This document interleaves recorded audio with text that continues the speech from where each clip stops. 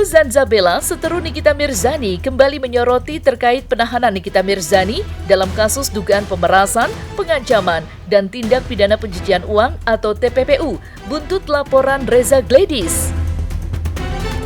Dalam sorotannya, Zanzabela mengungkapkan keyakinannya jika Nikita Mirzani mustahil bebas dari kasus yang telah membuatnya mendekam di penjara sebagai tersangka. Bahkan, Zanzabela memiliki sederet alasan kuat kasus Nikita Mirzani itu akan sampai di titik dinyatakan P21. Untuk mengetahui keyakinan dan alasan kuat Zanzabela jika Nikita Mirzani mustahil bebas, maka inilah 5 alasan kuat Zanzabela yakin Nikita Mirzani akan resmi ditahan, versi Cumi Top 5.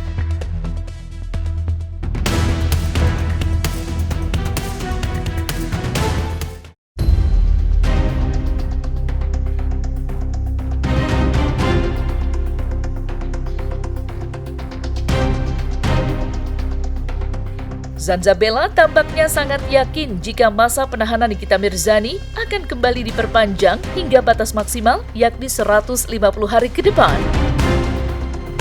Setelah masa penahanan Nikita Mirzani diperpanjang kembali selama 30 hari ke depan, Zanzabela menilai jika hal tersebut akan kembali terjadi hingga kasusnya dinyatakan P21.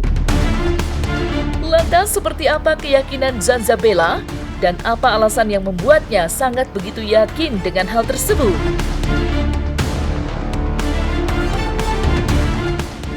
Untuk kalian para penggemar Nikita Mirzani yang kemarin bilang masa tahanannya tidak mungkin ditambah, kalau tidak P21 di tanggal 2 Mei maka Nikita Mirzani akan bebas penahanan. Ternyata salah karena bisa sampai 150 hari.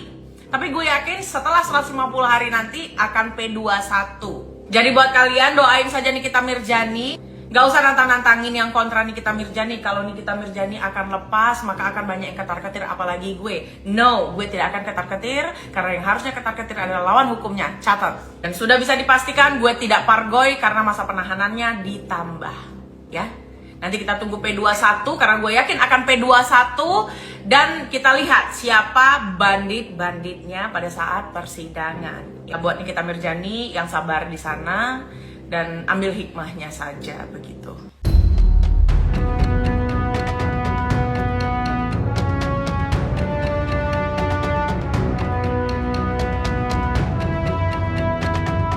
Meski belum P21, Zanzabela menilai jika Nikita Mirzani tidak akan dibebaskan lantaran hingga saat ini penyidikan pun masih terus dilakukan. Menurut Zanzabela, selama proses penyidikan masih terus dilakukan, Nikita Mirzani masih mustahil untuk dibebaskan.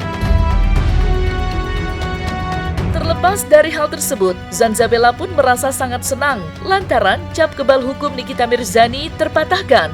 Lantaran kepolisian tegak lurus dalam menyelidiki kasus Nikita Mirzani yang selama ini dinilai bak kebal hukum. Lantas, seperti apa opini Zanzabela?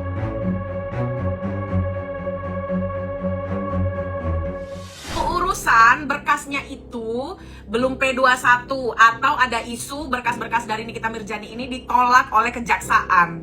Dikarenakan apa? Gua nggak tahu. Dan kalau memang benar, itu bukan berarti Nikita Mirzani itu dibebaskan. Ya, selama masih ada penyidikan, Nikita Mirzani itu tidak bisa dibebaskan daripada tersangka kecuali penyidikan dihentikan, maka dia bisa bebas dan tidak menjadi tersangka lagi. Begitu. Justru di sini yang paling penting adalah ketika persidangan dilakukan, lalu Nikita Mirzani itu membongkar seluruh bukti, di sanalah poin yang paling seru. Poin yang bisa membuktikan siapa sebenarnya orang-orang ini, begitu. Senangnya karena terpatahkannya bahasa-bahasa Nikita Mirzani ini kebal hukum. Itu aja sih. Saya selalu mengapresiasi kinerja Polri yang benar. Kalau nggak benar juga saya kritik gitu loh. Karena kata Pak Listio juga kan yang paling keras mengkritik adalah sahabatnya begitu.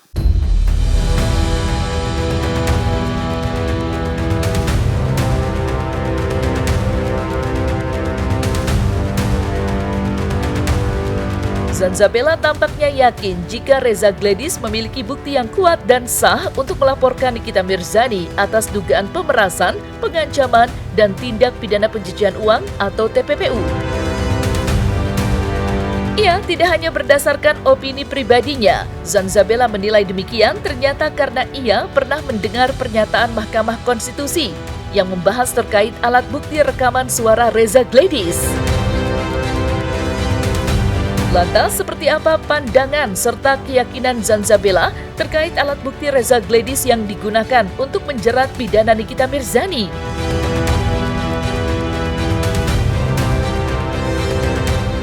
Dan di sini gue mau ngebahas pernyataan dari Mahkamah Konstitusi yang menyatakan bahwasannya rekaman suara itu sah menjadi alat bukti untuk melaporkan tindak pidana.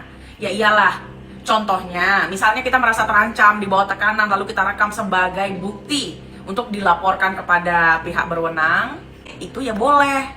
Yang tidak boleh itu adalah kalian menyebar-nyebarkan rekaman atau isi percakapan orang lain tanpa izin dari yang bersangkutan dan juga tidak disamar-samarkan atau kalian jelas memberitahunya secara detail.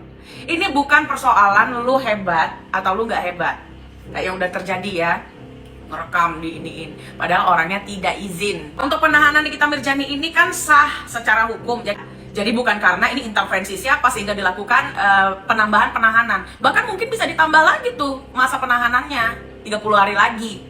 Jadi 20, 40, 30 gitu kan. Atau mungkin langsung P21. Turut prihatin karena yang terberat di sini kan adalah TPPU-nya. Maka kemungkinan Nikita Mirzani ditahan di penjara kalau memang terbukti TPPU-nya itu benar ketika bukti-buktinya jelas gitu.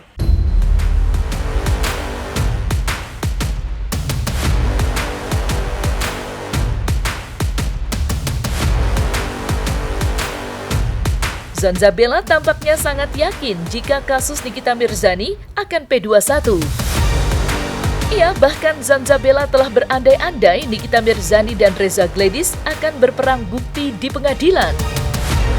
Di mana jika momen tersebut benar terjadi, masyarakat luas akan menyaksikan sendiri dengan bola matanya bukti siapakah yang paling kuat di antara pelapor dan terlapor tersebut. Dan bagaimanakah akhir dari nasib Nikita Mirzani itu? Lantas, seperti apakah bayangan Zanzabella jika kasus tersebut resmi P21? Dan apa alasan Zanzabella terus bersuara atas kasus Nikita Mirzani tersebut? Jangan halu, jangan muluk-muluk.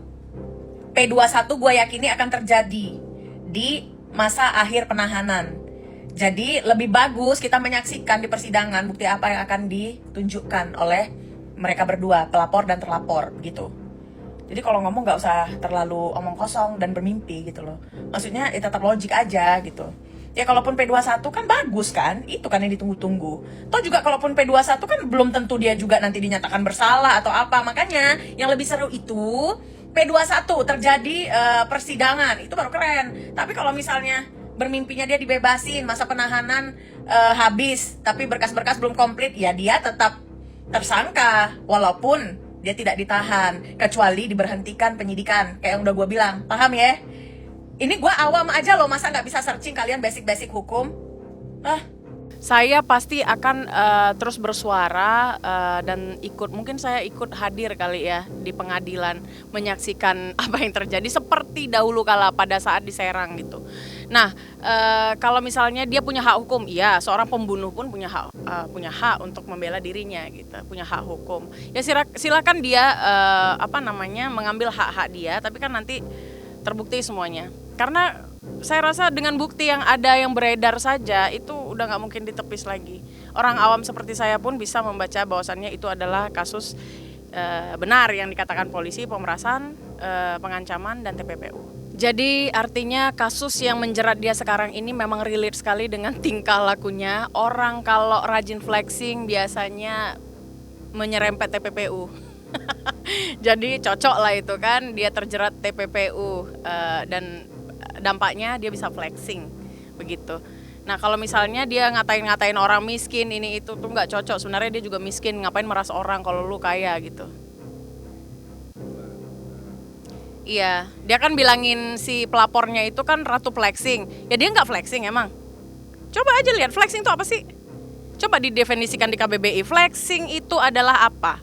Yang dilakukan dia semua flexing. Gak ada yang nggak flexing.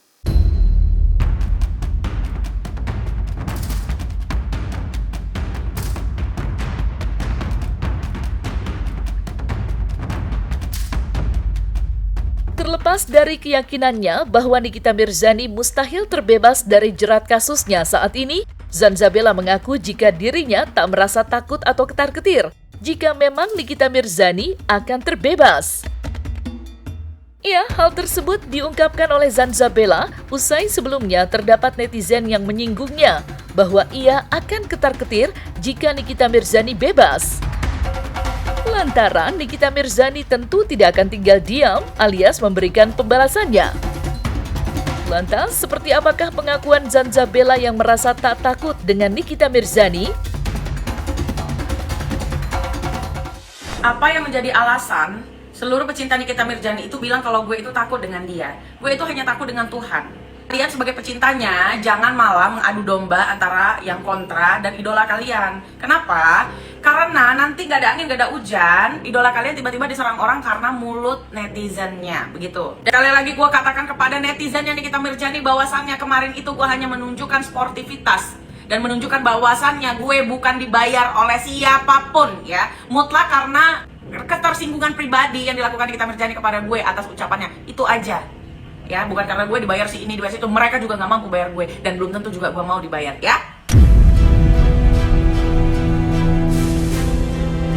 Nah, selesai sudah Cumi Lovers. Jangan lupa untuk like, subscribe, dan juga share channel YouTube Cumi Cumi.